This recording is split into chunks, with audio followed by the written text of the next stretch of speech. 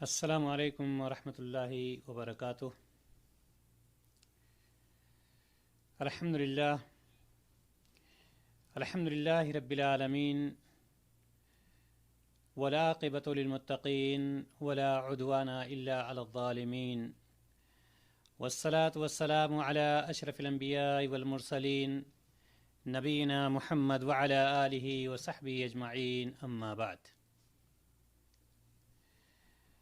محترم حضرات و خواتین،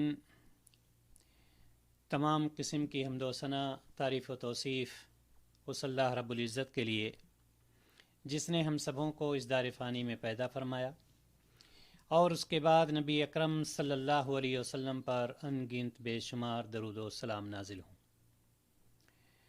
اللہ تبارک و تعالی نے حضرت انسان کو دنیا میں پیدا فرمایا ہے، اور اس کا خاص ایک مقصد ہے، اور اس دنیا سے جو شخص کامیابی لے کر کے جاتا ہے یا کامیاب ہو کر کے اس دنیا کو چھوڑتا ہے، یقیناً وہ خوش نصیبوں میں سے ہے، اور اس کی دنیا کی زندگی کامیاب ہوتی ہے، اور وہ اللہ تبارک و تعالیٰ کے نزدیک محبوب بندوں میں سے ہو جاتا ہے۔ لیکن وہ کون سے لوگ ہیں جو اس دنیا کی زندگی کو پا کر 60 سالہ زندگی، 70 سالہ زندگی، 100 سالہ زندگی یا اس سے کم و بیش، اور وہ ناکام نامراد رہ جاتے ہیں؟ وہ بدقسمت لوگ کون سے ہیں جن کی بدقسمتی ان پر چھائی رہتی ہے اور ان کا نام بدقسمتوں میں لکھ دیا جاتا ہے؟ اور یہی نہیں بلکہ آپ اس بات سے بھی بخوبی واقف ہیں کہ ہر شخص کو چاہیے کہ کسی کی بد دعا سے وہ ڈرے، اور عام طور پر لوگ یہ کہا کرتے ہیں کہ مجھے فلاں کی بد دعا یا کسی کی بد دعا سے بہت ہی ڈر لگتا ہے۔ آپ کیا کہیں گے اس شخص کے بارے میں جس کے لیے بد دعا جبریل علیہ الصلاۃ والتسلیم کریں؟ ایسے وہ کون سے بدقسمت لوگ ہیں، کون سے بدنصیب لوگ ہیں، کون سے ناکام اور نامراد لوگ ہیں جن کے لیے بد دعا جبریل علیہ الصلاۃ والتسلیم کرتے ہیں؟ آج کی اس مجلس میں ہم 3 ان بدقسمتوں کا تذکرہ کریں گے جن کی بدقسمتی پر دوسروں کو بھی افسوس ہونا چاہیے، اور ان لوگوں کو بھی افسوس ہونا چاہیے جن کا شمار ایسے لوگوں میں ہوتا ہے۔ اللہ کے رسول جناب محمد رسول اللہ صلی اللہ علیہ وسلم کے بارے میں آتا ہے، حضرت مالک بن حویرث رضی اللہ تعالیٰ عنہ بیان کرتے ہیں کہ رسول اللہ صلی اللہ علیہ وسلم ممبر پر تشریف لے گئے۔ جب پہلی سیڑھی پر قدم رکھا آپ نے تو فرمایا آمین، جب دوسری سیڑھی پر قدم رکھا تو فرمایا آمین، تیسری سیڑھی پر قدم رکھا تو آپ نے فرمایا آمین۔ ظاہر سی بات ہے یہ ایک نئی چیز تھی صحابہ کرام رضی اللہ تعالی عنہم اجمعین کے لیے۔ صحابہ کرام نے جب اس کے بارے میں پوچھا تو آپ صلی اللہ علیہ وسلم نے جو اس کی تشریح کی اس کو ہمیں اور آپ کو سننا چاہیے، سمجھنا چاہیے، اور اس پر غور و فکر کرنا چاہیے کہ کہیں ایسا تو نہیں کہ ہم انہی لوگوں میں سے ہیں جن کا تذکرہ جناب محمد رسول اللہ صلی اللہ علیہ وسلم نے اس حدیث مبارکہ کے اندر کیا ہے۔ صحابہ کرام رضی اللہ تعالی عنہم کے سوال پر آپ صلی اللہ علیہ وسلم نے فرمایا کہ جب میں نے پہلی سیڑھی پر قدم رکھا تو جبریل امین میرے پاس آئے اور انہوں نے کہا کہ من ادرک رمضان فلم یغفر لہ، کہ جو شخص رمضان المبارک کو پائے اور اپنی بخشش نہ کروا لے، اپنے آپ کو جنت کا مستحق نہ بنا لے، اپنے آپ کو جہنم سے دور نہ کر لے، تو ایسے شخص کو اللہ تبارک و تعالی اپنی رحمت سے دور کر دے، ایسے شخص کو اللہ تبارک و تعالی رسوا کرے، ایسا شخص ناکام اور نامراد ہے۔ اور میں نے کہا آمین۔ یہ بد دعا ہو رہی تھی جبریل امین کی طرف سے، جبریل علیہ الصلاۃ والتسلیم یہ بد دعا کر رہے ہیں کہ من ادرک رمضان فلم یغفر لہ، کہ جو شخص رمضان مبارک کو پا جائے اور اپنے آپ کو بخشوا کر جنت کا مستحق نہ بنا لے، اللہ تعالیٰ اس کو رسوا کرے۔ اور آپ صلی اللہ علیہ وسلم سے کہا کہ کہیے آمین، تو آپ صلی اللہ علیہ وسلم فرماتے ہیں اے آمین یعنی اے اللہ قبول کر لے۔ آپ اندازہ لگائیں کہ رمضان مبارک کا مہینہ جو رحمتوں کا مہینہ ہے، جس میں رحمت کی برکھا ہوتی ہے، جس پر مغفرت کے بادل منڈلانے لگتے ہیں، اور وہ لوگ جو اہل ایمان ہوتے ہیں، جو مومن ہوتے ہیں، اپنے گناہوں کو اس ماہ مبارک میں دھل لیتے ہیں، اپنے گناہوں سے اپنے آپ کو صاف کر لیتے ہیں، چونکہ یہ وہ مہینہ ہے جو رحمتوں کا مہینہ ہے، مبارک مہینہ ہے، جس میں اللہ تبارک و تعالیٰ نے اپنی سب سے عظیم کتاب، اپنے سب سے عظیم نبی پر، سب سے افضل نبی پر یعنی قرآن مقدس کو اپنے سب سے افضل نبی جناب محمد رسول اللہ صلی اللہ علیہ وسلم پر نازل فرمایا، اور یہی وہ مہینہ ہے جس میں اللہ تبارک و تعالیٰ نے قرآن کو نازل فرمایا۔ جبریل علیہ الصلوۃ والتسلیم کہتے ہیں کہ جو شخص اس مہینے کو پائے اور اپنے گناہوں کو نہ بخشوا لے، اپنے آپ کو جنت کا مستحق نہ بنا لے، اللہ اسے رسوا کرے، وہ بدقسمت ہے، وہ بد نصیب ہے۔ وہ کون سا مہینہ؟ اس مہینے کی آمد پر اللہ تبارک و تعالیٰ اہل ایمان کے لیے جنت کے دروازوں کو کھول دیتا ہے، جہنم کے دروازوں کو بند کر دیتا ہے، جہنم کے دروازے بند کر دیے جاتے ہیں، شیطان ملعون کو جکڑ دیا جاتا ہے۔ یہ وہ مہینہ ہے۔ اور یہی نہیں، چونکہ یہ مہینہ ایسا مہینہ ہے جس میں مغفرت کے بادل منڈلانے لگتے ہیں، جس میں رحمت کی برکھا ہوتی ہے، مومنوں کے لیے ایک اچھا موسم ہوتا ہے کہ وہ اپنے گناہوں سے اپنے آپ کو صاف کر لیں۔ اور یہی وجہ ہے کہ ہر رات ایک آواز لگانے والا اللہ تبارک و تعالیٰ کی طرف سے آواز لگاتا ہے کہ اے خیر کے متلاشی، اے خیر کے طلب کرنے والے، آگے بڑھو، مغفرت کے بادل منڈلا رہے ہیں، رحمت کی برکھا ہونے والی ہے، ہو رہی ہے، تم اپنے آپ کو دھل لو، اپنے آپ کو صاف کر لو، اور اے برائی میں آگے بڑھنے والے، اے شر کو اپنانے والے، تم رک جاؤ، یہ رحمت کا مہینہ ہے، یہ مغفرت کا مہینہ ہے، تم اپنی برائیوں سے باز آ جاؤ۔ محترم حضرات و خواتین، اللہ تبارک و تعالیٰ جس کو یہ مبارک مہینہ نصیب فرمائے، آج کہیں پر رمضان کی 11 تاریخ ہے اور کہیں پر 12 تاریخ ہے، کیا یہ حقیقت نہیں ہے کہ آج پچھلے سال یہی 11-12 تاریخ کو کتنے ایسے مومن باحیات تھے کہ جو روزہ بھی رکھ رہے تھے، جو قرآن کی تلاوت بھی کر رہے تھے، جو تراویح کی نماز بھی ادا کر رہے تھے، جو صدقہ و خیرات بھی کر رہے تھے، وہ جا چکے ہیں، ان کا نام اعمال اب رک چکا ہے۔ اور کچھ ایسے بھی بدقسمت تھے جنہوں نے پچھلے رمضان کو بھی پایا تھا، انہوں نے نہ روزہ رکھا تھا، نہ انہوں نے قرآن کی تلاوت کی تھی، نہ انہوں نے تراویح کی نماز پڑھی تھی، وہ بھی جا چکے ہیں۔ اور کچھ ایسے بھی اہل مومن موجود ہیں، متقی پرہیزگار موجود ہیں، جو آج اس مہینے کو پا کر فیضیاب ہو رہے ہیں، فائدہ اٹھا رہے ہیں۔ لیکن ایسے بدقسمت بھی موجود ہیں جن کو اللہ تبارک و تعالیٰ نے یہ سال بھی نصیب فرمایا، اس سال کا ماہ رمضان بھی نصیب فرمایا، لیکن نہ ان کو قرآن کی تلاوت سے تعلق ہے، نہ رمضان کے روزے سے تعلق ہے، نہ تراویح کی نماز سے تعلق ہے، نہ صدقہ و خیرات سے تعلق ہے۔ ظاہر سی بات ہے، جبریل علیہ الصلوۃ والتسلیم نے فرمایا کہ جو شخص ماہ رمضان کو پائے اور وہ اپنے آپ کو جہنم سے دور نہ کر لے، ایسے شخص کو اللہ تعالیٰ رسوا کرے، ایسا شخص بدقسمت ہے، ایسا شخص بد نصیب ہے۔ اور جناب محمد رسول اللہ صلی اللہ علیہ وسلم فرما رہے ہیں آمین۔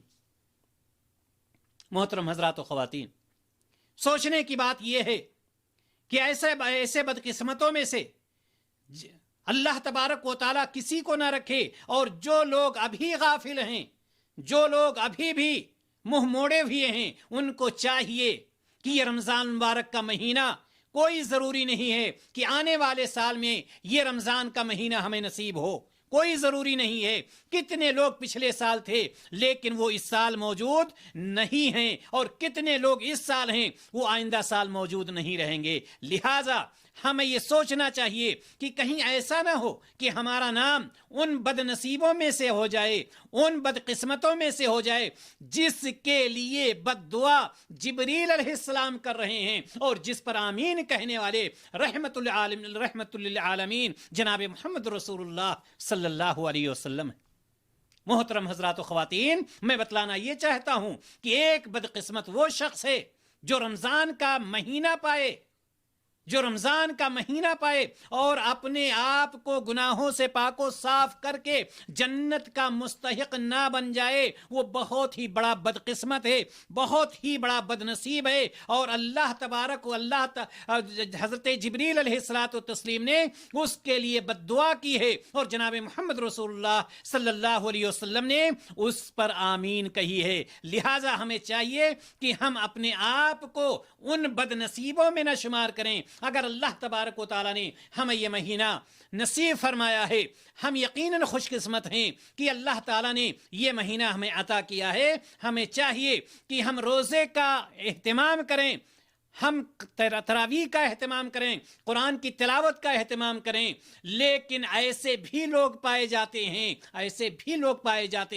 کہ جو روزہ بھی رکھتے ہوں گے لیکن ان کو بھوک اور پیاس کے علاوہ کچھ بھی نصیب نہیں ہوتا ہوگا۔ وہ لوگ بھی بد نصیبوں میں ہوں گے، بدقسمت لوگوں میں ہوں گے، چونکہ جناب محمد رسول اللہ صلی اللہ علیہ وسلم نے فرمایا کہ جو شخص صبح سے لے کر شام تک بھوکا اور پیاسا رہتا ہے لیکن اپنی زبان کی حفاظت نہیں کرتا ہے، جھوٹ بولنا نہیں چھوڑتا ہے، گالی دینا نہیں چھوڑتا ہے، ان کو بھوک اور پیاس کے علاوہ کچھ بھی نہیں ملتا ہے۔ لہٰذا ہمیں چاہیے کہ ہم بدقسمتوں میں سے نہ ہوں، ہم خوش نصیبوں میں سے رہیں کہ اللہ تعالیٰ نے ہمیں نصیب فرمایا اور ہم نے اس سے فائدہ اٹھایا۔ تو یہ پہلا وہ بدقسمت شخص ہے جو ماہ رمضان کو پا کر بھی جنت کا مستحق نہیں بن پاتا ہے، یا اپنے آپ کو جہنم سے دور نہیں کر پاتا ہے، یا اپنے آپ کو اللہ تعالیٰ کے محبوب بندوں میں شمار نہیں کرا پاتا۔ دوسرا شخص جس کے لیے جبریل امین نے کہا، نبی کریم صلی اللہ علیہ وسلم نے فرمایا کہ جب میں نے ممبر کے دوسرے سیڑھی پر قدم رکھا تو جبریل علیہ السلام میرے پاس آئے اور انہوں نے کہا وَمَنْ أَدْرَكَ وَالِدَيْهِ أَوْ أَحَدَهُمَا فَدَخَلَ النَّارِ فَأَبْعَدَهُ اللَّهُ، کہ جو شخص اپنے ماں باپ کو پائے یا ان دونوں میں سے کسی ایک کو پائے اور ان کی فرما برداری کر کے جنت کو نہ حاصل کر پائے یا ان کی نافرمانی کر کے جہنم میں داخل ہو جائے، فَعَبَدَهُ اللَّهُ، تو اللہ تعالیٰ ایسے شخص کو بھی رسوا کرے۔ اللہ اکبر۔ ماں باپ کی محبت، ماں باپ کا مقام کیا ہے؟ جبریل امین نے کیا کہا کہ اے محمد صلی اللہ علیہ وسلم، جو شخص اپنے ماں باپ کو پائے یا ان دونوں میں سے کسی ایک کو پائے اور ان کی نافرمانی کر کے جہنم کا مستحق ہو جائے، اللہ تبارک و تعالیٰ ایسے شخص کو رسوا کرے۔ آپ کہیے آمین، تو نبی کریم صلی اللہ علیہ وسلم نے آمین فرمایا کہ اے اللہ تو اس کو قبول کر لے، یعنی ایسے شخص کو رسوا کر دے۔ یہ بدقسمت ہے یا نہیں ہے؟ کس ماں باپ کی بات ہو رہی ہے؟ اللہ تبارک و تعالیٰ نے اپنی عبادت کے بعد اگر کسی کے بارے میں کوئی حکم دیا ہے تو وہ کون ہے؟ سورۃ الاسراء اس بات کی گواہی دیتی ہے کہ وَقَضَىٰ رَبُّكَ أَلَّا تَعْبُدُوا إِلَّا إِيَّاهُ وَبِالْوَالِدَيْنِ إِحْسَانًا۔ اللہ تبارک و تعالیٰ سب سے پہلا اپنے بندوں کا جو حکم دیا ہے وہ حکم ہے کہ اللہ کے سوا کسی کی عبادت نہ کرو۔ وَقَضَىٰ رَبُّكَ أَلَّا تَعْبُدُوا إِلَّا إِيَّاهُ، کہ اللہ کے سوا کسی کی عبادت نہ کرو، اور اس کے بعد جس چیز کا سب سے پہلا حکم دیا اپنی عبادت کے بعد ماں باپ کے ساتھ احسان کرنے کا حکم دیا ہے، ماں باپ کے ساتھ بھلائی کرنے کا حکم دیا ہے، ماں باپ کے ساتھ اچھے برتاؤ کرنے کا حکم دیا ہے۔ جبریل علیہ الصلوۃ والتسلیم نے فرمایا کہ جو شخص اپنے دونوں ماں باپ کو پائے یا دونوں میں سے کسی ایک کو پائے، ان کی خدمت کر کے ان کے ساتھ احسان کر کے جنت نہ حاصل کر لے یا ان کی نافرمانی کر کے جہنم میں چلا جائے، ایسے شخص کو اللہ تعالی رسوا کرے۔ چونکہ اللہ تبارک و تعالیٰ نے کیا فرمایا تھا کہ اپنے ماں باپ کے ساتھ احسان کرو. اما یبلغن عندک الکبر احدہما او کلاہما، اگر تمہاری زندگی میں وہ دونوں بڑھاپے کو پہنچ جائیں یا ان دونوں میں سے کوئی ایک بڑھاپے کو پہنچ جائے، فلا تقل لہما اف ولا تنہرہما، تو ان کو اف نہ کہنا، ان کو کبھی نہ ڈانٹنا. یہ اللہ تبارک و تعالیٰ کا حکم ہے. یہ اللہ تبارک و تعالیٰ حکم دے رہا ہے ماں باپ کے لیے. اور یہی نہیں، وَقُلْ لَهُمَا قَوْلًا كَرِيمًا، ادب اور احترام کے ساتھ ان سے پیش آؤ، جھٹک کر کے نہیں، ڈانٹ کر کے نہیں، پھٹکار کر کے نہیں. یہ اللہ تبارک و تعالیٰ نے ماں باپ کے ادب اور احترام کا طریقہ بتلایا ہے. فَلَا تَقُلْ لَهُمَا اُفٍّ وَلَا تَنْهَرْهُمَا وَقُلْ لَهُمَا قَوْلًا كَرِيمًا. اف نہ کہنا، ڈانٹنا مت، بڑے ہی ادب و احترام کے ساتھ ان کے ساتھ پیش آنا. وجہ کیا ہے؟ جبریل علیہ السلام فرما رہے ہیں اور نبی کریم صلی اللہ علیہ وسلم اس پر آمین کہہ رہے ہیں، چونکہ اللہ تبارک و تعالیٰ کا یہ اتنا بڑا حکم ہے. اور اللہ تعالیٰ نے یہ بھی فرمایا، یہ بھی طریقہ بتلایا کہ یہ ماں باپ جس نے تمہیں پیدا کیا ہے، جس نے تمہاری تربیت کی ہے، جس نے تمہیں پالا اور پوسا ہے، وَقُلْ رَبِّ ارْحَمْهُمَا كَمَا رَبَّيَانِي صَغِيرًا، ان کے لیے دعا کرنا کہ اے اللہ جس طرح سے انہوں نے بچپن میں میری پرورش کی ہے، اے اللہ تو بھی ان کے ساتھ رحم کرنا. یہ طریقہ بتلایا تھا اللہ تعالیٰ نے ماں باپ کے ساتھ پیش آنے کا. اور بندہ کیا کرتا ہے؟ ماں باپ کو پسے پش ڈال دیتا ہے، پیٹھ کے پیچھے ڈال دیتا ہے. ان کو کتنے لوگ ایسے ہیں جو یہ پوچھ لیتے ہیں کہ میرے باپ اب کچھ کما نہیں رہے ہیں، کیا میں زکوٰۃ کا مال ان کو دے سکتا ہوں؟ نعوذ باللہ. اس سے بڑی بے شرمی کی بات کیا ہو سکتی ہے؟ آپ اندازہ لگائیں، اس سے بڑی بے شرمی کی بات کیا ہو سکتی ہے؟ یاد رکھنا، آپ جس طرح سے اپنے بچوں کے ساتھ محبت کرتے ہیں، اسی طرح سے آپ کے ماں باپ بھی اپنے آپ کے ساتھ محبت کر رہے تھے. اگر آج آپ اپنے ماں باپ کے ساتھ اچھا برتاؤ نہیں کرتے ہیں تو یاد رکھیے گا کل آپ کی آنے والی نسل بھی آپ کا خیال نہیں رکھے گی، آپ کے ساتھ اچھا برتاؤ نہیں کرے گی. یہ بدقسمت لوگ ہیں جو ماں باپ کو پا کر اپنے گناہوں کو بخشوا نہ پائیں. اللہ کے رسول جناب محمد رسول اللہ صلی اللہ علیہ وسلم فرماتے ہیں، حضرت ابو ہریرہ رضی اللہ تعالیٰ عنہ اس کے راوی، صحیح بخاری کی روایت، کہ ایک شخص نبی کریم صلی اللہ علیہ وسلم کی خدمت میں حاضر ہوتا ہے اور عرض کرتا ہے کہ لوگوں میں سے میرے حسن سلوک کا کون زیادہ مستحق ہے؟ جو ہمارے رشتہ دار ہیں، اقربا ہیں، ماں باپ سے لے کر کے دور رشتے تک، ان میں ہمارے حسن سلوک کا سب سے زیادہ حقدار کون ہے؟ تو آپ صلی اللہ علیہ وسلم نے فرمایا تیری ماں. پھر پوچھا اس کے بعد، آپ صلی اللہ علیہ وسلم نے فرمایا تیری ماں. پھر اس نے پوچھا اس کے بعد، آپ صلی اللہ علیہ وسلم نے فرمایا تیری ماں. اس شخص نے پھر پوچھا اللہ کے رسول صلی اللہ علیہ وسلم ماں کے بعد، آپ صلی اللہ علیہ وسلم نے فرمایا تیرا باپ. یعنی حسن سلوک کا اپنے رشتہ داروں میں سب سے زیادہ جس کو حق ہے کہ ہم اس کے ساتھ حسن سلوک کریں وہ ہیں ماں باپ. لیکن بندہ کیا کرتا ہے؟ جب شادی ہو گئی، خاص طور سے شادی ہونے کے بعد ماں باپ کو چھوڑ دیتا ہے، گویا کہ ان کا کوئی حق ہی نہیں ہے اس لڑکے پر، اس اولاد پر، گویا کہ اس کا کوئی حق ہی نہیں ہے. اور وہ عورت جو اس کی زوجیت میں آتی ہے وہ بھی اس پر گمان کرتی ہے. خیال رکھیں کہ ایسا شخص بدقسمت ہے. یا اگر یقین نہیں آ رہا ہے تو صحیح مسلم کی روایت سن لیں جس کے راوی حضرت ابو ہریرہ رضی اللہ تعالی عنہ ہیں. فرماتے ہیں کہ نبی کریم صلی اللہ علیہ وسلم نے فرمایا کہ ناک خاک آلود ہو، یعنی مٹی میں ملے اس کی ناک، یعنی ناک خاک آلود ہو. مطلب کیا ہے؟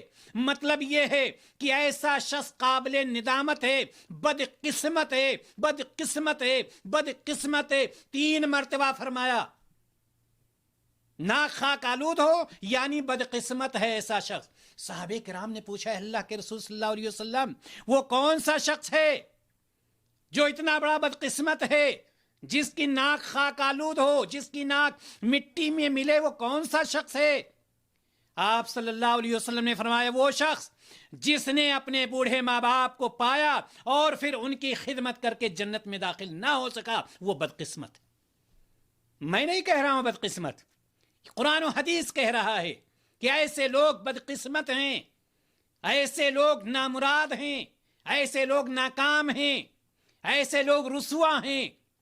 جبریل علیہ الصلوۃ والتسلیم بد دعا کر رہے ہیں ایسے لوگوں کے لیے، اور جناب محمد رسول اللہ صلی اللہ علیہ وسلم اس پر آمین کہہ رہے ہیں. مطلب یہ کہ اللہ اس کو قبول فرما لے، یعنی ان کی رسوائی کو قبول فرما لے. تو یہ دوسرا شخص ہے. یہ دوسرا شخص، پہلا شخص وہ ہے نبی کریم صلی اللہ علیہ وسلم نے منبر کی پہلی سیڑھی پر قدم رکھا اور آپ نے فرمایا آمین. جب آپ سے پوچھا گیا تو فرماتے ہیں کہ جبریل علیہ السلام آئے اور انہوں نے کہا کہ جو رمضان کے مہینوں کو پایا اور اپنے آپ کو جنت کا مستحق نہیں بنا لیا، اس کو اللہ رسوا کرے. میں نے کہا آمین. جب میں نے دوسری سیڑھی پر قدم رکھا تو جبریل امین نے کہا کہ جو شخص اپنے ماں باپ کو پائے یا ان دونوں میں سے کسی ایک کو پا کر اور جنت کو حاصل نہ کر سکے، جہنم کا مستحق ہو جائے، اللہ تعالیٰ اس کو رسوا کرے. میں نے کہا آمین. یہ دوسرا بدقسمت شخص. آئیے تیسرا اور آخری شخص، چونکہ میرا موضوع ہے 3 بدقسمت لوگ، اور اس طرح سے بہت سارے لوگ ہیں، لیکن یہاں پر آج میں 3 لوگوں کا ذکر کر رہا ہوں. تیسرا بدقسمت لوگ کون سے ہیں؟ کون سا شخص ہے وہ؟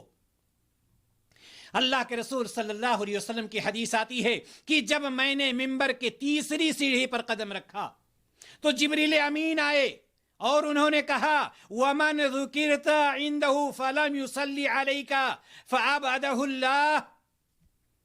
وہ شخص جس کے پاس آپ کا نام لیا جائے، یعنی نبی کریم صلی اللہ علیہ وسلم کا نام لیا جائے، پھر وہ آپ پر درود نہ بھیجے تو اللہ تعالیٰ اس کو رسوا کرے. یعنی جب جناب محمد رسول اللہ صلی اللہ علیہ وسلم کا نام آئے اور اس پر جو شخص درود نہ بھیجے تو جبریل امین کہتے ہیں کہ اللہ تبارک و تعالیٰ اس کو رسوا کرے. آپ آمین کہیے. نبی کریم صلی اللہ علیہ وسلم نے آمین اس پر کہا. یاد رکھیں، آپ یاد رکھیں کہ کتنے لوگ ہوتے ہیں جب نبی کریم صلی اللہ علیہ وسلم کا نام آتا ہے تو وہ اپنے انگلیوں کو چومتے ہیں اور اس کو آنکھوں پر مسل لیتے ہیں یا رگڑ لیتے ہیں. وہ سمجھتے ہیں یہ درود بھیجنا ہو گیا. کیا یہ درود بھیجنا ہے؟ یاد رکھیں اس بات کو کہ اللہ تبارک و تعالیٰ نہ صرف خود اپنے حبیب جناب محمد رسول اللہ صلی اللہ علیہ وسلم پر درود و سلام بھیجتا ہے، بلکہ اللہ تعالیٰ نے فرشتوں اور اہل ایمان کو بھی پابند فرما دیا ہے کہ سب میرے نبی پر، سب میرے محبوب پر درود و سلام بھیجیں. یہ میں نہیں کہہ رہا، یہ سورۃ الاحزاب کی آیت کہہ رہی ہے. سورۃ الاحزاب آیت نمبر 56، جس میں اللہ تبارک و تعالیٰ ارشاد فرماتا ہے ان اللہ وملائکتہ یصلون علی النبی یا ایھا الذین آمنوا صلوا علیہ وسلموا تسلیما. یہ اللہ تبارک و تعالیٰ ہمیں اور آپ کو حکم دے رہا ہے، ہمیں اور آپ کو حکم دیا ہے کہ بے شک اللہ اور اس کے فرشتے نبی پر درود بھیجتے ہیں. اللہ اور اس کے فرشتے نبی پر درود بھیجتے ہیں. اے ایمان والو، اے اللہ اور اس کے رسول پر ایمان لانے والا، تم بھی ان پر درود و سلام بھیجو. اور ایک شخص سنتا ہے، ایک تو خاموش رہ جاتا ہے، ایک کچھ کرتا بھی ہے تو بدعات کا کام، انگلیوں کو چومنا، آنکھ پر مسلنا اور پتہ نہیں کہاں کہاں کیا کرنا. تو اللہ تبارک و تعالیٰ نے کیا فرمایا ہے کہ اللہ اور اس کے رسول، اللہ اور اس کے فرشتے نبی پر درود بھیجتے ہیں. اے ایمان والو، تم بھی درود و سلام بھیجو. نبی کریم صلی اللہ علیہ وسلم کی ذات مبارکہ کتنی لائق عزت احترام ہے. غور کریں کتنی لائق عزت احترام ہے کہ اللہ تبارک و تعالیٰ اور اس کے فرشتے آسمان میں اس پر درود بھیجتے ہیں، اور زمین میں تمام اہل ایمان سے اللہ تبارک و تعالیٰ نے تمام اہل ایمان کو حکم دیا ہے کہ ان پر درود و سلام بھیجتے رہا کرو. اللہ تعالیٰ خود اور اس کے فرشتے آسمان میں درود بھیجتے ہیں، اور اہل ایمان سے، مومنوں سے اللہ تبارک و تعالیٰ نے اس کا مطالبہ کیا ہے، یہ حکم دیا ہے کہ تم نبی پر درود و سلام بھیجتے رہا کرو۔ یاد رکھیں، کعب بن عجرہ رضی اللہ تعالیٰ عنہ مشہور صحابی، وہ کہتے ہیں کہ صحابہ نے پوچھا نبی کریم صلی اللہ علیہ وسلم سے کہ ہم آپ کو سلام کرنا تو جانتے ہیں، درود کیسے بھیجیں؟ سلام کرنا آپ برابر نماز میں پڑھتے ہیں، التحیات للہ والصلوات۔ تو صحابہ نے پوچھا کہ اللہ کے رسول صلی اللہ علیہ وسلم ہم سلام کرنا تو جانتے ہیں، درود کیسے بھیجیں؟ تو آپ صلی اللہ علیہ وسلم نے کیا فرمایا؟ انگوٹھا چومنے کے لیے، انگوٹھے کو آنکھوں پر رگڑنے کے لیے نہیں۔ آپ صلی اللہ علیہ وسلم نے ارشاد فرمایا، صحیح بخاری کی روایت، کہ کہو اللہم صلی علی محمد وعلى آل محمد كما صليت على إبراهيم وعلى آل إبراهيم إنك حميد مجيد اللهم بارك على محمد وعلى آل محمد كما باركت على إبراهيم وعلى آل إبراهيم إنك حميد مجيد۔ یہ آپ صلی اللہ علیہ وسلم نے درود سکھایا اپنے صحابہ کو۔ یہ بھی یاد رکھیں کہ درود پڑھنے کے بہت سارے فائدے ہیں۔ جب کوئی درود پڑھتا ہے تو گویا کہ وہ اللہ کے رسول صلی اللہ علیہ وسلم سے محبت کرنے لگتا ہے، اس کے دل میں نبی کریم صلی اللہ علیہ وسلم کی محبت بیٹھ جاتی ہے، وہ آپ صلی اللہ علیہ وسلم کا شیدائی ہو جاتا ہے، محب ہو جاتا ہے، محبت کرنے لگتا ہے۔ اور ایک شخص، دوسرا فائدہ، جب وہ محبت کرنے لگتا ہے تو جس سے جو محبت کرتا ہے اس کے بتائے ہوئے راستے پر چلتا ہے اور اس کے منع کیے ہوئے راستے سے وہ رک جاتا ہے، تو گویا کہ وہ برائیوں سے رک جاتا ہے اور نیکیاں کرنے لگتا ہے جو درود پڑھتا ہے۔ اور یہ بھی یاد رکھیے، تیسرا فائدہ، کہ جب کوئی شخص اللہ کے رسول صلی اللہ علیہ وسلم سے محبت کرنے لگا، آپ کے بتائے ہوئے طریقے پر چلنے لگا، آپ کے منع کیے ہوئے راستے سے رک گیا، تو گویا کہ کیا ہو گیا اس کے لیے؟ اس کا فائدہ یہ ہوتا ہے جو حدیث ہے المرء ما من احب، کہ جو جس سے محبت کرتا ہے وہ اس کے ساتھ ہوگا۔ یعنی قیامت کے دن اللہ تبارک و تعالیٰ اس کو کہاں رکھے گا؟ جنت میں نبیوں کے ساتھ رکھے گا، چونکہ وہ اپنے نبی سے محبت کرتا ہے، ان کے راستے پر بتائے ہوئے راستے کی اتباع کرتا ہے۔ اور یہی نہیں بلکہ اللہ تبارک و تعالیٰ نے اس کی وضاحت بھی کر دی ہے سورۃ النساء میں، وَمَن يُطِعِ اللَّهَ وَالرَّسُولَ فَأُولَٰئِكَ مَعَ الَّذِينَ أَنْعَمَ اللَّهُ عَلَيْهِمْ مِنَ النَّبِيِّينَ وَالصِّدِّيقِينَ وَالشُّهَدَاءِ وَالصَّالِحِينَ وَحَسُنَ أُولَٰئِكَ رَفِيقًا۔ یہ فائدے ہیں درود پڑھنے کے، لہٰذا ہمیں اور آپ کو چاہیے کہ ہم اور آپ اس بات کا خیال رکھیں۔ اور یہی نہیں بلکہ ایک اور عظیم فائدہ درود پڑھنے کا، کہ درود پڑھنے والا اللہ تبارک و تعالیٰ کا محبوب بن جاتا ہے۔ آپ کہیں گے وہ کیسے؟ وہ اس طرح سے کہ جیسا کہ میں نے بتلایا کہ جو درود پڑھتا ہے وہ اللہ کے رسول سے محبت کرنے لگتا ہے، وہ اللہ کے رسول صلی اللہ علیہ وسلم کے بتائے ہوئے طریقے پر عمل کرنے لگتا ہے، منع کیے ہوئے راستے سے رک جاتا ہے، اور یعنی آپ کی اتباع کرنے لگتا ہے۔ اور اتباع کرنے والے کے لیے اللہ تعالیٰ نے کیا فرمایا؟ قُلْ إِن كُنتُمْ تُحِبُّونَ اللَّهَ فَاتَّبِعُونِي يُحْبِبْكُمُ اللَّهُ، اگر کیا آپ کہہ دیجئے اگر تم اللہ سے محبت کرتے ہو تو میری اتباع کرو، اللہ تم سے محبت کرے گا اور تمہارے گناہوں کو معاف کر دے گا۔ یعنی ایسا بندہ اللہ تبارک و تعالیٰ کا محبوب ترین بندہ بھی بن جاتا ہے۔ خلاصہ کلام محترم حضرات و خواتین یہ ہے کہ وہ بدقسمت لوگ جن کے لیے بد دعا جبریل علیہ الصلاۃ والتسلیم نے کی ہے اور جس پر آمین نبی کریم صلی اللہ علیہ وسلم نے کہی ہے، وہ تین لوگ، پہلا وہ شخص جو ماہ رمضان کو پایا اور اپنے آپ کو جنت کا مستحق نہیں بنایا، یعنی جہنم کا مستحق ہو گیا، وہ بدقسمت لوگوں میں سے ہے۔ دوسرا وہ شخص جو اپنے ماں باپ کو پایا یا ان دونوں میں سے کسی ایک کو پایا اور ان کی نافرمانی کر کے اپنے آپ کو جہنم کا مستحق بنا لیا یا جنت سے دور ہو گیا، ایسا شخص بھی بدقسمت لوگوں میں سے ہے، نامراد اور ناکام لوگوں میں سے۔ اور تیسرا وہ شخص کہ جب جناب محمد رسول اللہ صلی اللہ علیہ وسلم کا نام نامی اس میں گرامی آئے تو اس پر درود و سلام نہ بھیجے، ایسا شخص کے لیے بھی جبریل علیہ السلام نے کہا ہے کہ اللہ اس کو رسوا کرے، یعنی وہ بھی بدقسمت لوگوں میں سے ہے۔ ہم اللہ رب العزت سے یہ دعا کرتے ہیں، الہ العالمین ہمیں ایسے بدقسمت لوگوں میں سے نہ بنا الہ العالمین. ہمیں اپنے پیارے رسول جناب محمد رسول اللہ صلی اللہ علیہ وسلم کے بتائے ہوئے طریقے کے مطابق زندگی گزارنے کی اور عبادت کرنے کی توفیق عطا فرما. وآخر دعوانا ان الحمد للہ رب العالمین. السلام علیکم ورحمۃ اللہ وبرکاتہ.